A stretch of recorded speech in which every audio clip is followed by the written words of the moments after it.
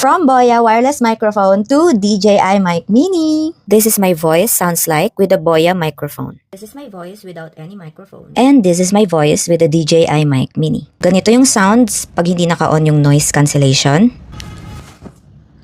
At ganito naman yung sounds pag naka-on. Ganito yung sounds niya pag naka-clip sa damit. Ganito naman yung sounds pag nasa loob yung microphone. Tapos gamit lang natin yung pinaka-magnet niya. Meron tong dalawang level ng active noise cancelling. First is yung basic, which is suitable for indoor environment. Like halimbawa nasa kwarto ka lang, maingay yung aircon, maka-cancel out na yun. Pangalawa is yung strong. So suitable naman to for outdoor environment. Ang pinaka nagustuhan ko talaga dito is yung kanyang automatic limiting. Ito yung feature to prevent audio clipping. May mga times na napapasigaw ako, napapalakas yung boses ko, tapos pag i-edit ko na yung video ko, parang may sabog na sounds.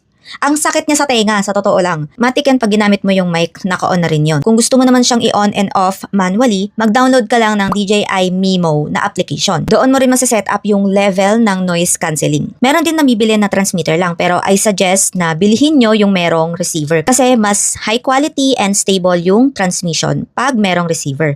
Unlike sa pag nakakonect lang via Bluetooth. Pero hindi na kasi kailangan ng receiver pag gamit mo yung mga DJI cameras like Osmo Action 4, Pocket 3, and Action 5 Pro. Yung kasama sa kit na to na phone adapter is only yung Type-C. So kung ang gamit mo is iPhone 14 pababa, kailangan mo pa bumili ng Lightning phone adapter. Pwede mo ring i-adjust yung volume nitong mic dito sa receiver. Ang gamit ko is positive 6. Para pag inedit ko na siya, hindi ko na tataasan pa yung volume. Isa pa sa pinaka nagustuhan ko is yung kanyang battery life. Kayang mag-operate nito up to 48 hours with the charging case. Katumbas ng 5 minutes charging is pwede mo na siyang magamit up to 1 hour. Pag ang binili nyo is yung merong charging case, merong kayong marireceive na 4 na windscreen, 2 gantong color, 2 black, isang charging case, isang receiver, Type-C phone adapter, yung 2 transmitter. Ito yung kasamang pouch na marireceive nyo. Ang ganda nitong pouch kasi may mga packet yan sa loob. Meron pang may zipper. Padded na rin tong pouch na to for extra protection. Pwede nyo rin tong i-connect sa mga mirrorless or DSLR camera nyo gamit itong audio jack na cable. Meron na rin siyang kasamang charging cable, USB to Type-C.